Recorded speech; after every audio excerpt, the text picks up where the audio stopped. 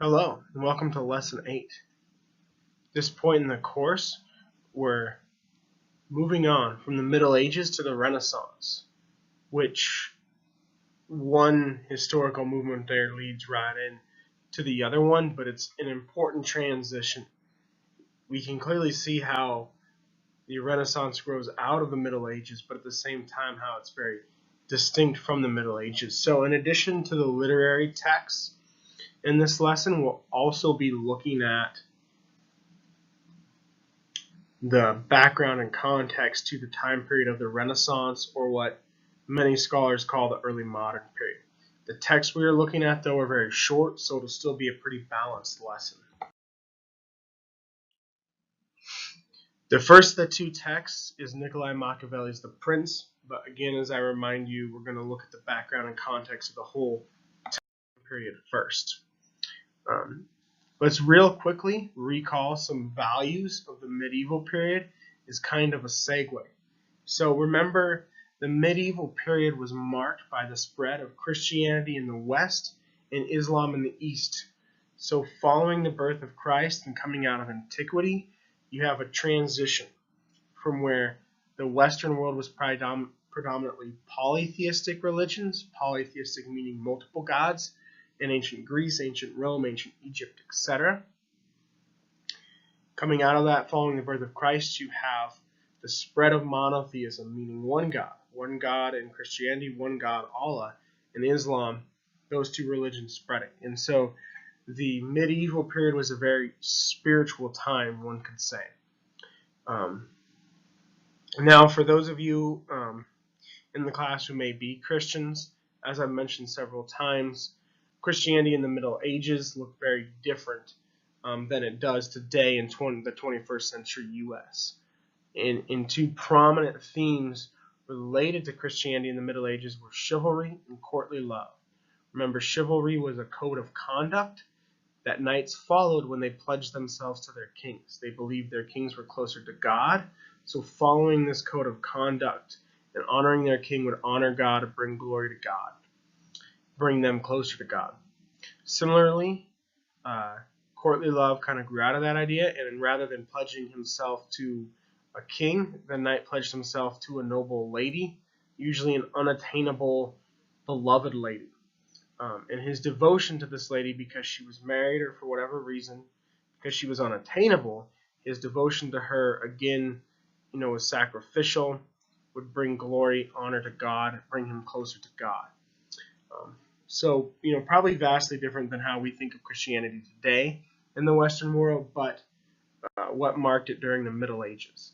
And because both of these systems, both of these codes of conduct, which is really what they are, chivalry is a code how to behave in war, courtly love is a code of how to behave when you're courting, dating someone in the Middle Ages. So these codes of conduct, what ultimately what they're about is loyalty. That's how it relates to God, right? Pledging yourself to someone and staying loyal to them. So betrayal was seen as the worst sin. Betrayal of your king, betrayal of God. We really saw that played up in both Song of Roland and Dante's Inferno. And it wasn't just unique to Christianity. We saw betrayal as the sin or the crime that led the king to become a corrupt king, and it appeared in many of the stories in 1001 Nights. So, a spiritual time period with the spread of monotheism, where betrayal was seen as the greatest crime, would be a quick way to sum up the Middle Ages. And this is important. If you remember in Canto 26 of Dante's Inferno, we see Ulysses, that is the Latin name, the Roman name for Odysseus. We see him in one of the worst circles of hell, because remember, Odysseus is a strategist. He's cunning, which is something that was valued in antiquity, but because it involved trickery and betrayal was considered such a crime in the Middle Ages. Not the exact same thing as trickery, but sometimes it might mean double-crossing someone. Ulysses is in a very low circle of hell there. So that's a major difference from antiquity. And I point that out now because we'll see how following on the Middle Ages, the Renaissance kind of brings back some things from antiquity, even though it clearly grows out of the Middle Ages.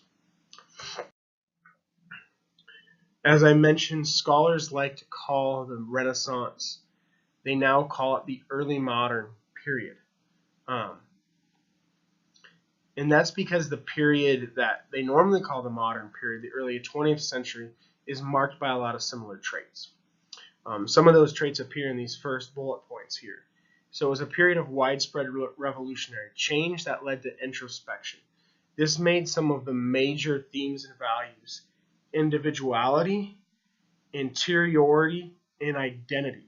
If you can remember those three I's. The medieval period, people were very focused on God and the king and serving the nation. Here it becomes much more individually focused. And with that comes a focus on the individual psychology. So interiority, what's going on inside their mind. Interiority is the second of those three I's. And then identity. The term self-fashioning is often applied to the Renaissance or the early modern period. And that means for the first time people weren't thinking as much about how can I serve my king, how can I serve God. They were thinking about who am I? And so how they identified themselves was very important too. And this came about, these three I's, individuality, interiority, and identity, something you should take down in your notes. Those three things came about because of all of these different events that are listed here. And these different events made it a time of widespread revolutionary change. One of the first of those events would be Gutenberg's invention of the printing press in 1439, which helped spread ideas quickly. It was still only a small percentage of the population that could read in most parts of the world, but that elite upper class who could read, they did get access to more texts more quickly. So more different philosophical ideas spread around. And that'd be one of these changes that led to more of an individual focus. We've talked about imperialism before. Here, Spain during this time emerges as a centralized military Christian state. And they become a pretty big empire, not quite as big as the Roman Empire or the British Empire, but still very big. And so in the next lesson, we'll look at some of the texts by Columbus and Cortez as they colonized the New World, and also the responses from other Europeans and some of the native inhabitants when that happens. So you have a look at imperialism again, and you have new technological developments, new weapons and whatnot that make combat less honorable, and chivalry kind of dies out some in that sense, and that's another change that causes people, to think more about being an individual. The contact with what Europeans call the New World in general would be another event that really led to a focus on individuality. It's really an old world. Native tribes had lived in the Americas for centuries, but to the Europeans it seemed new because they'd never discovered it before. And so seeing cultures that seemed so different to them, they started to call themselves the Old World and call the Americas the New World, which is inaccurate, generally speaking, but it is accurate to describe how Europeans thought of the Americas at that time. And it challenged conceptions of their own identity. So that's another major event here. Yet another one would be the Protestant Reformation. You think back to Dante and the things he was complaining about, the corruption in the church. Think of Martin Luther and what you may know about history. In his 95 Theses he nailed at the door. Many of the things in his 95 Theses he nailed at the door were things Dante was complaining about as well, such as priests selling indulgences or selling tickets to heaven essentially for money. In his complaints, Luther's complaints against the Catholic Church led to the Protestant Reformation, which is where a generation later, after Luther, one generation later, John Calvin leads many individuals to split with the Catholic Church and found Protestantism. So it's an important event, and it has had many positive outcomes, including reforms in the Catholic Church. But as an unintentional side effect, it made it seem okay to break with the Catholic Church. And you have to realize that before this time, the Catholic Church was seen as the central religious authority in the Western world, in Europe particularly. And so now you have kings, the leaders of different European countries saying, it's okay to break with the Catholic Church. I think I'll do that. And I, the king, will make myself the religious authority in this country. So while it halted a lot of the corruption in the Catholic Church, it unintentionally created corruption in various countries throughout Europe. The most prominent example is in England, where Henry VIII, who could not produce an heir from his first wife, broke with the Catholic Church, broke with the Pope, and founded the Church of England through the help of his advisors, and basically invented a religion that looks a lot like Roman Catholicism, but at the time allowed for divorce for the kings and other nobles and other elites. So this raised all kinds of questions about who has the authority to rule, who has the authority to lead, what makes a good leader, how do we determine who is a king and what is a good king. And so the term prince started to be used to describe the ideal ruler. And this is where the title of Machiavelli's book comes from. A whole genre called the Mirror of Princes, which we'll talk about on another side, which is a genre of books describing what makes an ideal king and using the word prince to refer to an ideal king. So Machiavelli's book, The Prince, is just one example from that genre, but it's the most unique example, and that's why it stood the test of time, and that's why we're going to study it in a few minutes. Another important event is the rise of humanism. People thought of the Renaissance as a rebirth. That's what that term means. And because of the spread of monotheism during the Middle Ages, the Greeks and Romans were not widely read. People like Dante read those texts, but the average literate person did not. And so, because they were polytheistic, they were seen as pagan texts, essentially. And so, you have an individual named Francis Petrarch, who we'll study more later in the lesson, in Italy in the 14th century, living right after Dante. He discovers letters written by Cicero, an ancient philosopher, and he says, hey, the ancient world, antiquity, which they called the classics, that has something of value to offer. And so they started studying the classics again, and the average literate person started reading the classics again, the Greeks and the Romans. So they also call this period the neoclassical period for that reason. You start to see a lot more, even more than during the Middle Ages, references to Greek and Roman literature and the literature we're about to read. That's why it's called the Renaissance. The term rebirth is what Renaissance means. That's why it's also called the neoclassical period. And the rise of humanism allowed for this. So all of these changes we talked about before, the invention of the printing press, newer technology for warfare, the Protestant Reformation, contact with the New World, these events made people feel like the world was changing in drastic ways. And to cope with that, they turned inward and focused more on being an individual, their individual mind, their identity. And that led to less of a focus on the afterlife, like we saw in the Middle Ages, and more of a focus on what it means to live here on earth. And so this earthly focus led to the rise in humanism, a focus on what human beings could do and achieve rather than what they could do to get to the afterlife.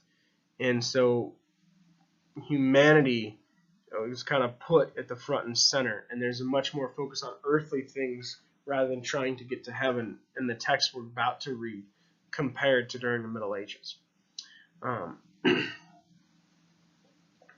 It was also a form of education. This is technically a humanities class that you're taking right now, and so the type of education where we study literature, philosophy, history, that kind of education emerged for the first time during the Renaissance. And that's one of the more positive things to emerge from this very humanistic focus that was part of the Renaissance. This slide just talks about humanism in a little more detail. So like I said, they turned to earthly things, but they did not completely reject Christianity. They just it was more of a side note. They still talked like it was the thing that defined their being, but most people focused more on humanity, what humanity could achieve, earthly things. So it was an intellectual, aesthetic, and civic movement, like I said a minute ago, influencing education. It led to a republic of letters throughout Europe, because texts could travel across great distances thanks to the printing press. So it's kind of a cosmopolitan idea. It's cosmopolitan in terms of people from different countries were, even more so than before, talking to each other about literature and philosophy.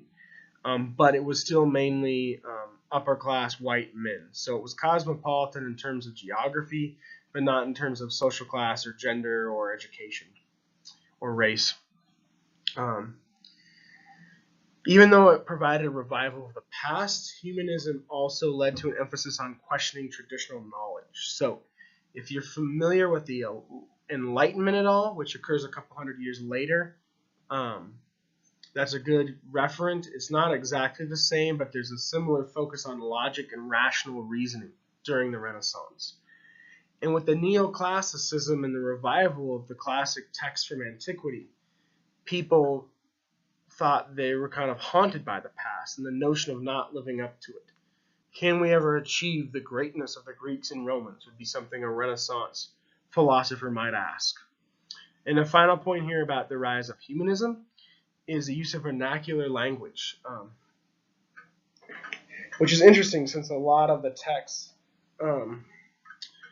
they would revive would have been written in Latin, but nonetheless something that happened was that you started to see text published in English and French and Spanish and Italian, more so than text written in Latin. Remember, during the Middle Ages, Latin was the universal language of the West and Arabic was the universal language of the East. So now you have people speaking more individual languages unique to their country. People did that all throughout history, but the classic pieces of literature are now being written in these vernacular languages. This is the main difference. And we had some earlier examples, such as Song of Roland, was written in French, but most of what we read up to this point was either written in Latin, Arabic, or Greek.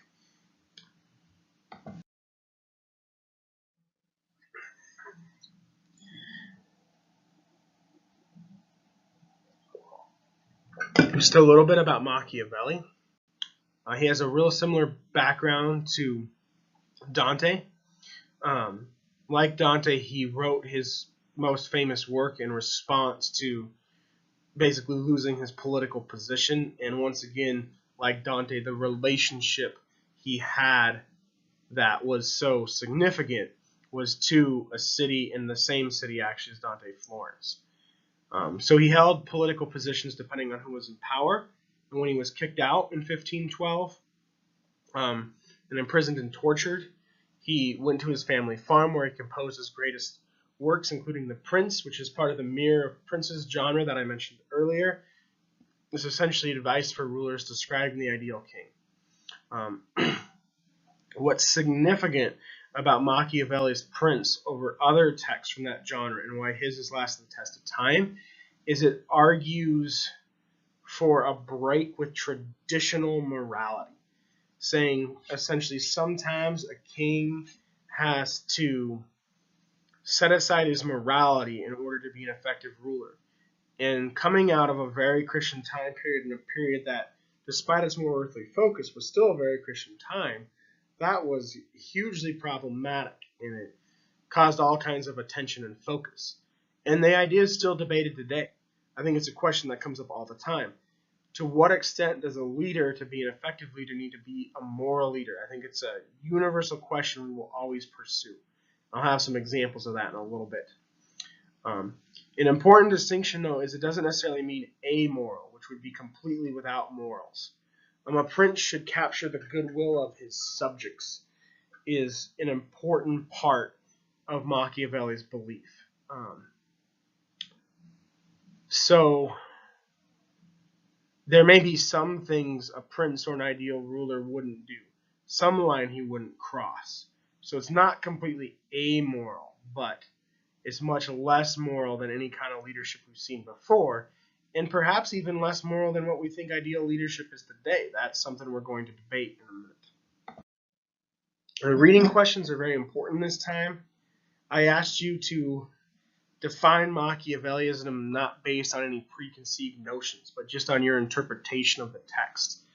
As I said a few minutes ago, it's not amoral leadership, but people often call it that. Any crazy politician or dictator, people like Stalin, Hitler, Osama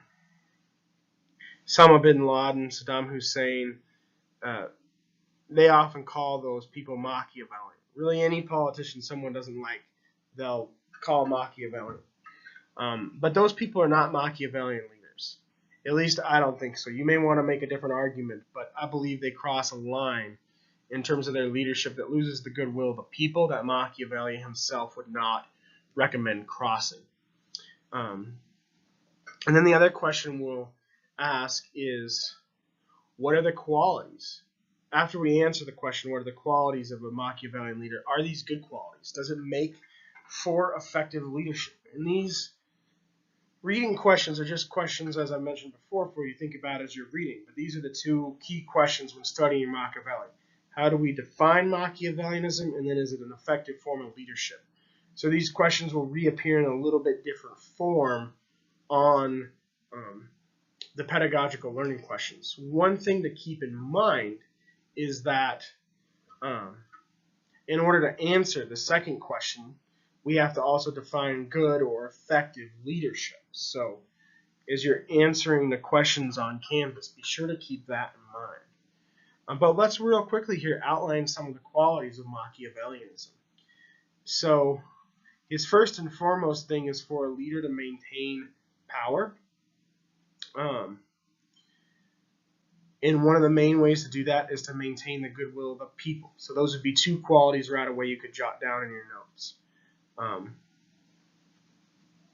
Maintaining the goodwill of the people is one of the prime ways to maintain power, but it's not necessarily the most important thing maintaining power is. So some people make the argument that people like Stalin maintain power without maintaining the goodwill of the people and could still be considered Machiavellian, but I would counter that argument by saying even though Stalin lived to a ripe old age, Hitler had constant assassination plots against him and whatnot. I don't think those are effective enough forms of leadership to say you can lead without the goodwill of the people. I think even though it's a secondary quality for Machiavelli, I think it's so essential to his philosophy that's why you can't call certain mad dictators Machiavellian. Some other qualities would be, a third one would be setting morality aside. So it's maintaining power and maintaining the goodwill of the people are more important than maintaining morality. Sometimes you have to maintain morality to maintain the goodwill of the people, but it's flexible, it's fluid. He gives lots of examples in the text you read where he can set that aside.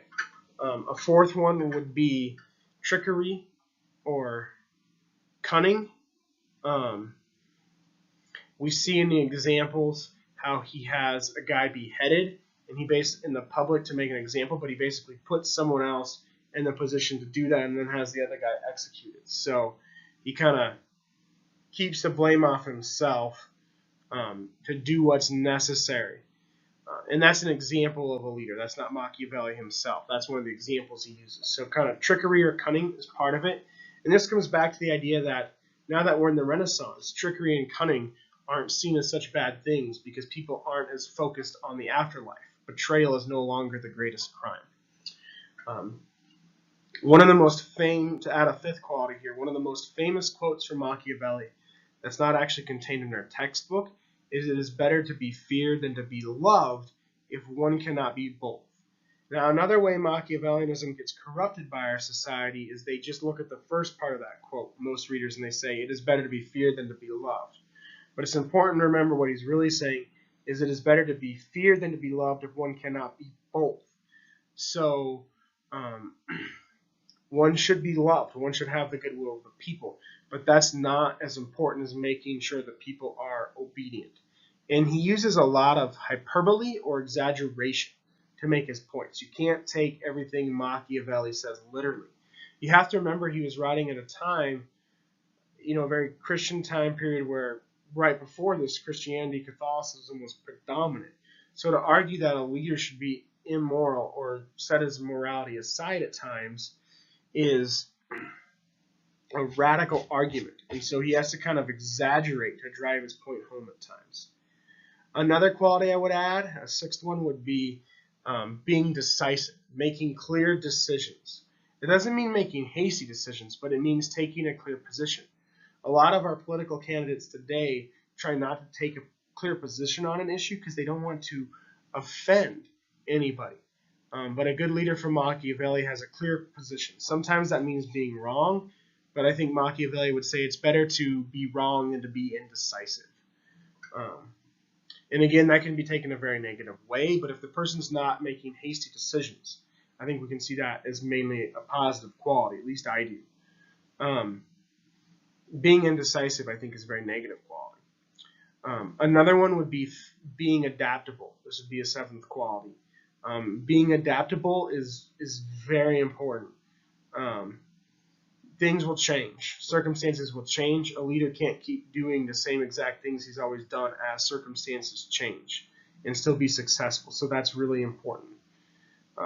A final one, an eighth one, would be that a leader should be known by his people.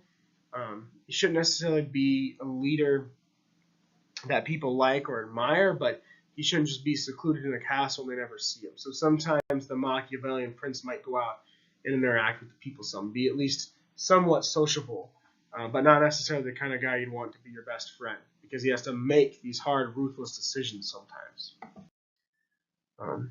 When you have more time, you could go into the PowerPoint without audio and look at these more specific questions that point to specific passages from the text.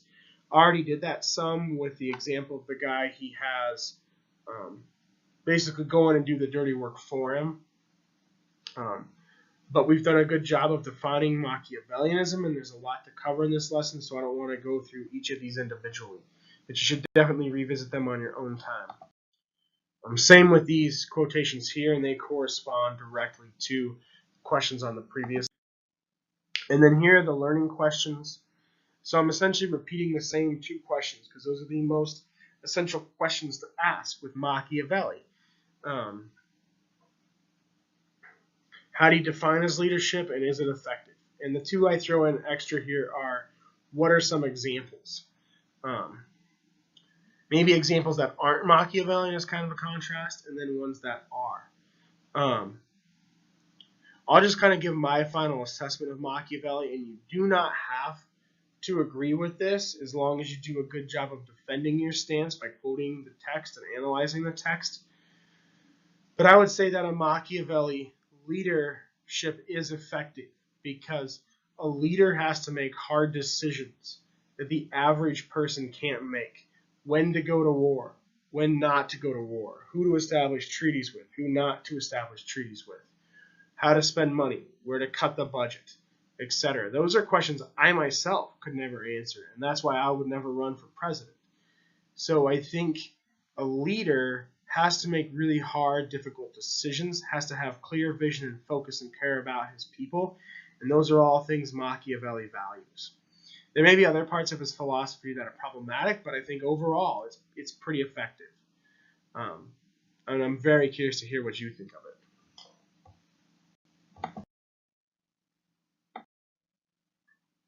So, to recap just briefly, Machiavelli's book is part of that genre, Mirror of Princes, that is a genre about good leadership. This was important throughout the Middle Ages, but during the Renaissance, it took on a new dimension with the focus on individuality, interiority, and identity. With the idea of self-fashioning, people thought about who they are, how they are represented to their larger culture and society. And Machiavelli's book really reflects those themes because it's an entire book about identity, about what a king should be like. So in addition to the Mirror of Princes genre, another important genre that emerged during the Renaissance is the love lyric, and that's what we're going to look at now in the second half of this lesson. The love lyric, that term used by the textbook, refers to the Renaissance sonnet, which is a specific genre of poetry. And we'll talk about why that's important. The recall here is similar to the start of the slide, so we've already recapped courtly love and chivalry, so I'm not going to do that again, but they're very important. Courtly love is similar to chivalry, and then this love lyric from the Renaissance grows out of courtly love. It influences it. Francis Petrarch, who I mentioned earlier, is the inventor of the sonnet, and he's also considered the father of humanism and the father of the Renaissance. He was born in 1304, so just 4 years after Dante was exiled from Florence. And Petrarch's father was also exiled along with Dante. They had similar beliefs. So Petrarch predates most of the Renaissance writers. As you can see here, he's about 100 years earlier than Machiavelli. And so the Renaissance really kicks into swing in Italy, about 100 years after Petrarch, in the 15th rather than the 14th century. And it lasts into the 16th century. In England, the other place where it was most predominant, it was in the 16th and 17th century mainly. So he's a little bit before most of the Renaissance writers, and that's part of why he's considered the father of the Renaissance and the father of humanism. He was the one who discovered Cicero's letters, and Cicero's letters, that discovery by Petrarch, led to the birth of humanism and neoclassicism. His other main contribution to the Renaissance, in addition to humanism, neoclassicism, is the invention of the sonnet. The sonnet is the most popular poetic form still used today, and it became incredibly popular during the Renaissance. That's why we're studying it. So when one writes poetry, sometimes they follow a form, sometimes they don't. A form is a preset standard structure for a poem. In the 19th century, Walt Whitman, the famous American poet, invented something called free verse that doesn't have a structure. And that's used a lot today. So poetic form's not quite as popular as it once was, but it's still used quite a bit. And there are lots of different poetic forms, but of all of those poetic forms, the sonnet is the most common one. So that's Petrarch's lasting contribution here. It's also short lyric poetry. In terms of genre of poetry, two of the main genres are lyric and narrative. When we studied Rumi earlier in the quarter, we studied lyric poetry, but that's our only example. Most of the things we've read have been long, epic poems that tell a story, and those are examples of narrative poetry. With Rumi, and today in this lesson with the sonnets, short lyric poetry describes a situation or a feeling instead of a long story, and as I said, it's very short. When people think of poetry, they often think of it being hard to read. My impression is they're thinking of lyric poetry. And I gave you some strategies when we studied Rumi for reading short lyric poetry. We're going to do that same exercise again in this lesson. Some of the things about the form of the sonnet: 14 lines. Usually some of the early ones here have less than that, but once it really was in full swing, it was almost always 14 lines. Iambic pentameter is the rhyme structure. You can look up what that means. It basically means that every line has 10 syllables, and it goes from stressed to unstressed. Unstressed to stressed. So put the emphasis on all the even-numbered syllables. There's also something called a volta, or a turn, which means there's kind of a twist, like a surprise ending in a movie. So the poem will be about a subject, and you'll think it's about one thing, and it won't completely change, but there'll be some kind of surprise, like a new perspective or something. This isn't completely standard, but most often the volta, or the turn, in the Italian sonnet comes around line 9, and in the English sonnet around line 13. So most typically Italian sonnets are broken up 8 lines and 6 lines, and then English ones 4, 4, and 2. That's about the structure of the poem. Nowadays, sonnets are written on all kinds of subjects, but back then they were mostly written about love, more accurately lust, but they'd call it love.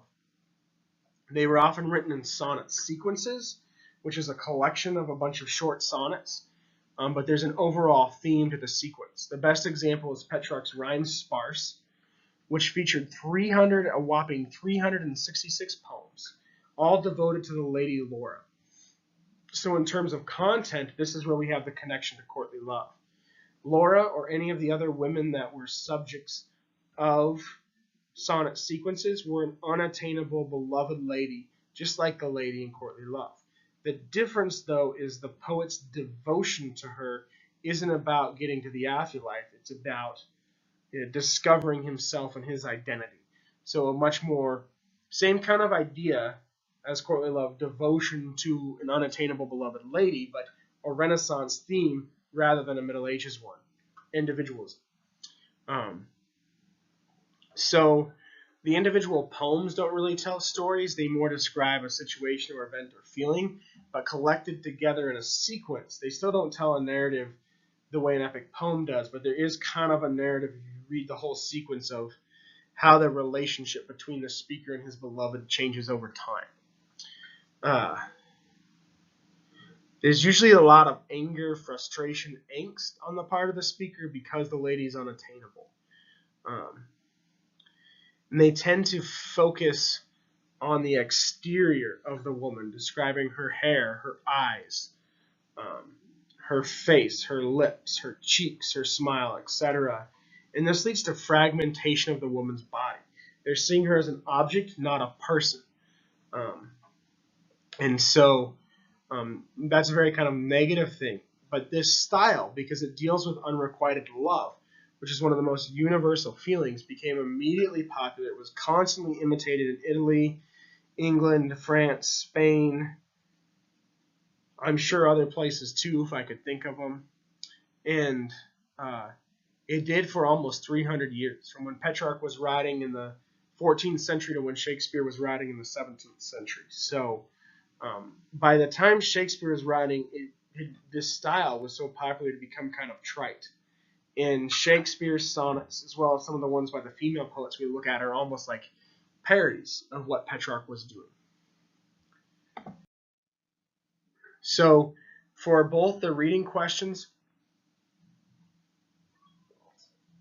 and the learning questions today, I suggest you do the same strategies you did with Rumi, where for each poem you read it out loud slowly.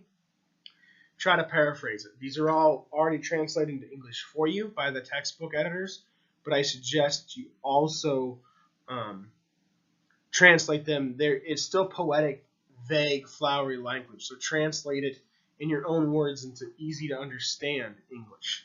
Then read your paraphrase, then read the poem again so you understand it really well. It's only 6 short poems, so it's much less reading than normal, so you should have plenty of time to do this. And again, you can do this for all 6 so you get a really good understanding of them.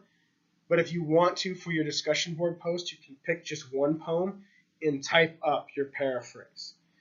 If you don't want to do that, just like with Rumi, I also have individual specific questions you can answer instead. But this paraphrase is one option since we're dealing with short lyric poetry again. Looking at the poems, I do. This would be if you were in my ground class. Sorry for the distraction there. Okay, I do have an individual question about each poem. Should be 6 numbers there. That's a typo. One for each sonnet. And this is more to give you kind of my interpretation of each sonnet. Again, I'm looking forward to reading your paraphrases and seeing how you interpret them.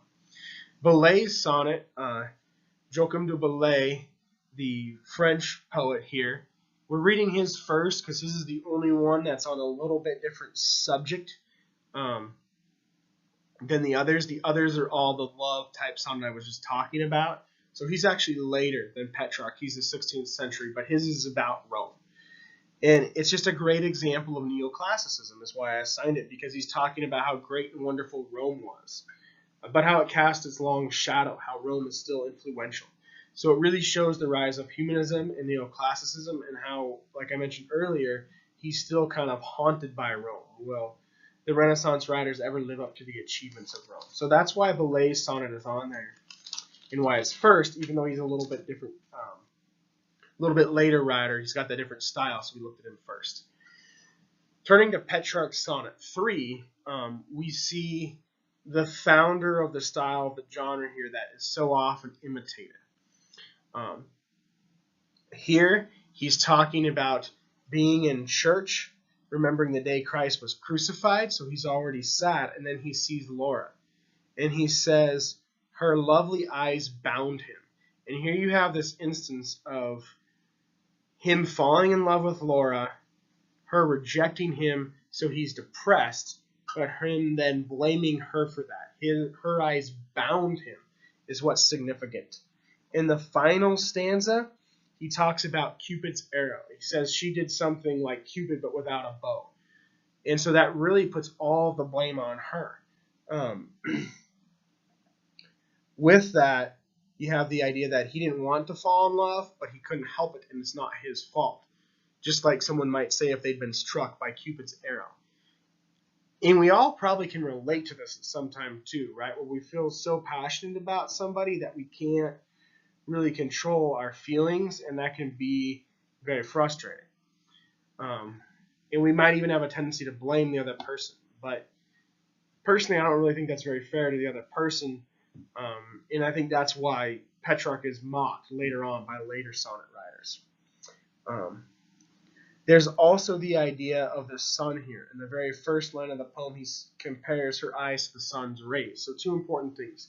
He's talking about her eyes. So we don't learn anything about Laura here. His beloved lady is named Laura. We learn this all about Petrarch. He, or the speaker, it's an invented speaker, but people often associate the invented speaker with the poet. He is describing her eyes, and so he's not talking about her as a person, he's just talking about her body, her physical features, which fragments her, dehumanizes her. But then we learn all these things about him, the speaker, that he's angry, he's upset, that is not his fault. And so this is a very classic sonnet. This is the style that was imitated for 300 years, that Shakespeare eventually mocked.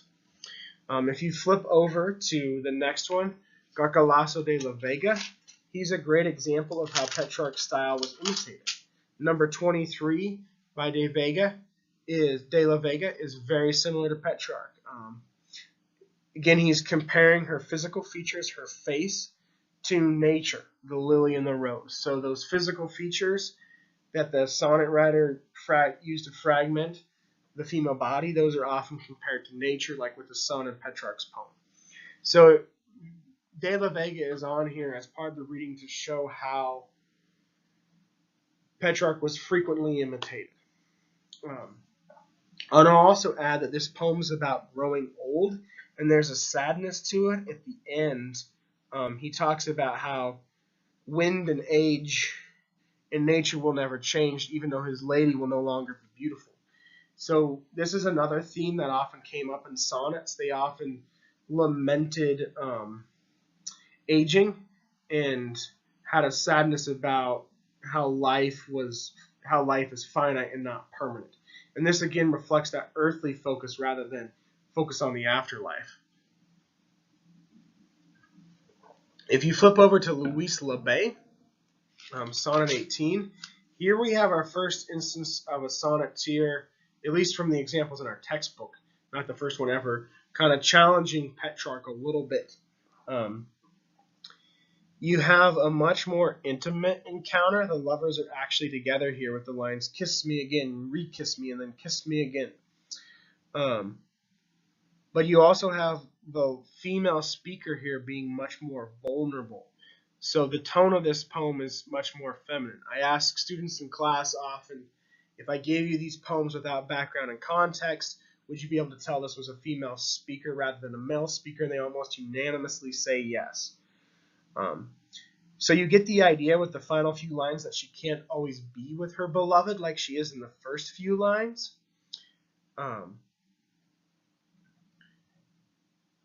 And that means she's vulnerable.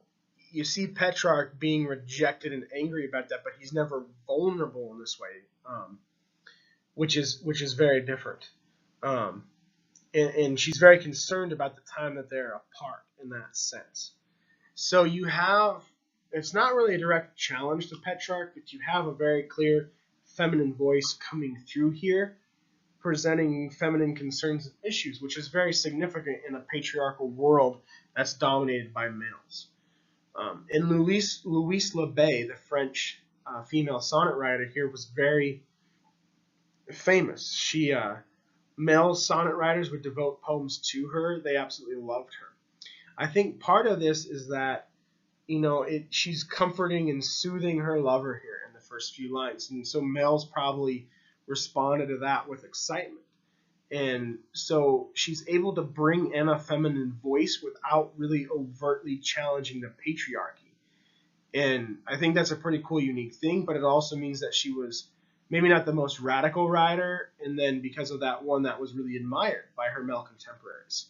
On the other hand, you have Veronica Franco, who is perceived very differently. We'll turn to her now.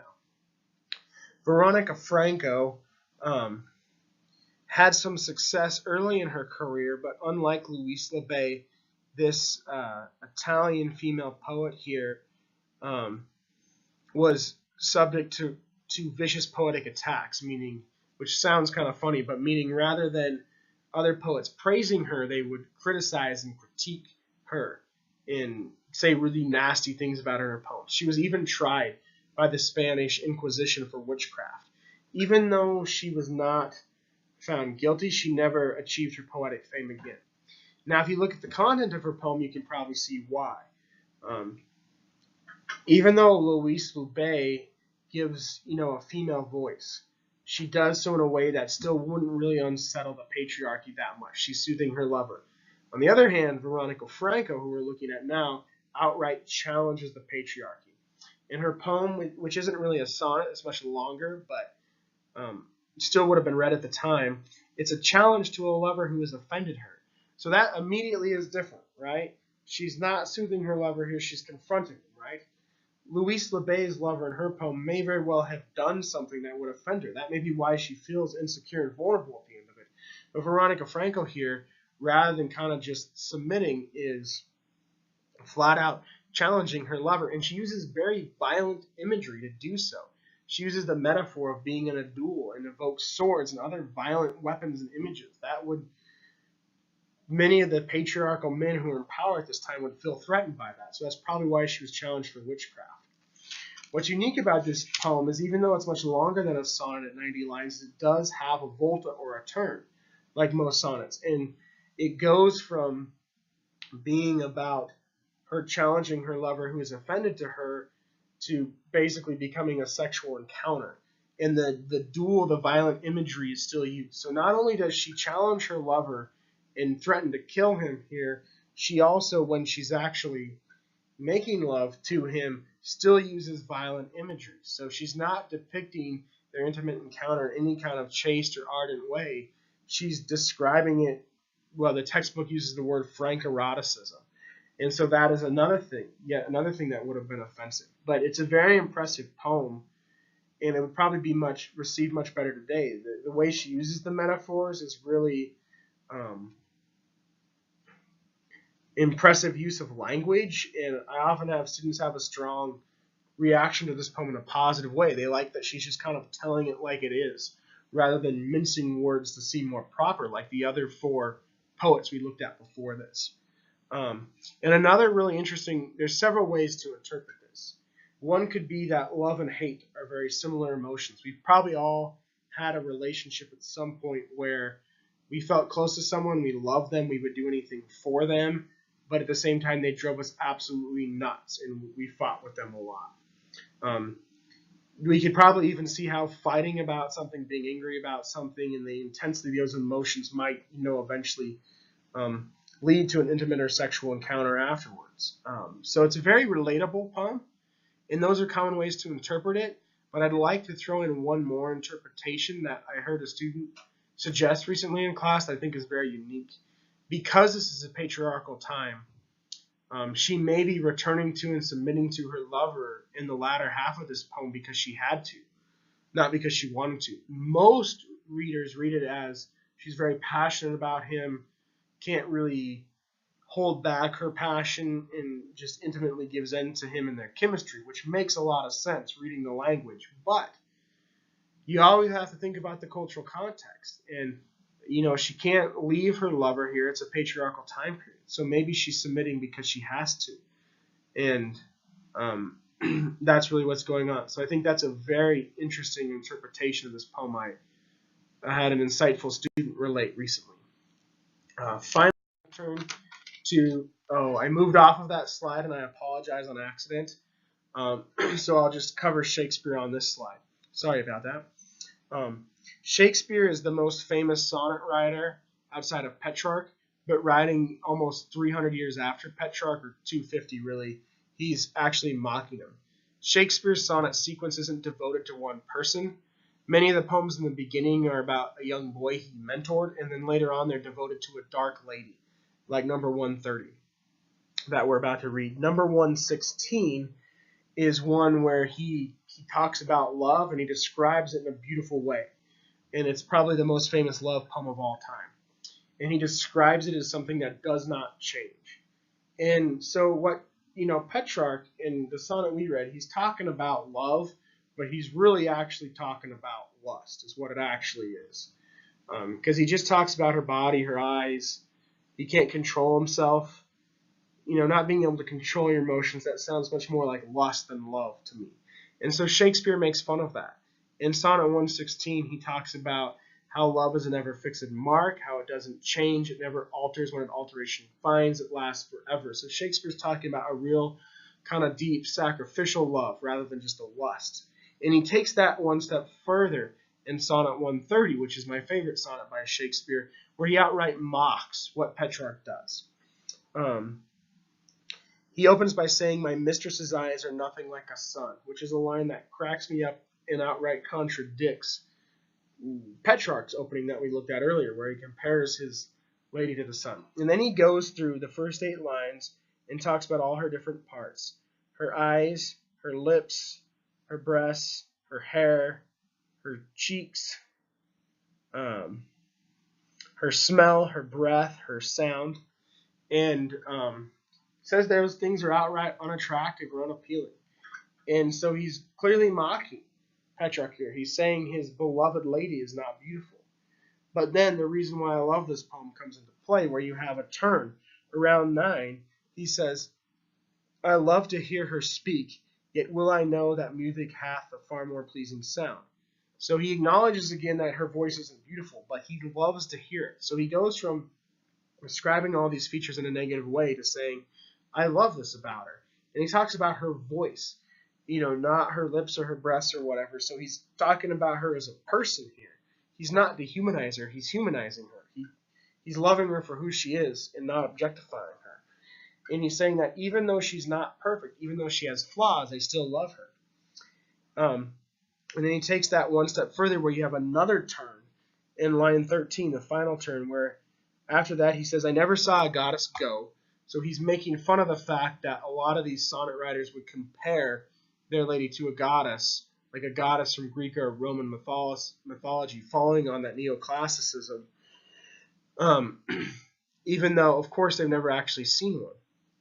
So he makes fun of that, and then he says he knows she's not a goddess, even though he's never seen one, because she walks on the ground. And then the best 2 lines at the end: "Yet by heaven, I think my love is rare. Is any sheep alive with false compare?" So he's saying, I've never seen a goddess. She's not as beautiful as all these ladies described by these other sonnet writers, but that makes her better. That makes her more rare, more unique, and in actuality, more beautiful, because she's beautiful on the inside, which is such a cool statement. And I don't think Shakespeare actually thinks his lady is ugly here. I think he's exaggerating. He's making the point that we're all human and we all have flaws. And describe these ladies in these other poems as being perfect is ridiculous, because humans have flaws. And he's saying, I love her despite her flaws. That's the one sentence summary of this. I love her despite her flaws. So I don't think he actually thinks she's ugly. I think he's exaggerating here in order to make that statement and kind of slap it in the face of these other sonnet writers who are really just talking about lusting after a made-up perfect lady. So that's my take on Shakespeare there, and on all of it, really. So again, you can put up your paraphrase for the discussion board, but you can also talk about any of these individual questions if you want. And I know I was kind of harsh on Petrarch at the end there when I was talking about Shakespeare. And we can see how that style is kind of silly that Petrarch had, but at the same time, we've all had unrequited love for someone at some point, and we can all relate to that. And so I think that's why the content of Petrarch's sonnets were imitated for so long. And also, I would add to that, the form is still widely used today. Not for this style of love poem, but for all different kinds of subjects, the structure is still used. And so that's this lasting contribution Petrarch made, and that's why we studied the sonnet for this part of the lesson. So hopefully you have a better understanding of the Renaissance now, and this is a good introduction. We're going to look at Spanish writing and Spanish imperialism next time, and then we'll round out the course with a discussion of Hamlet to really give you a good look at the Renaissance.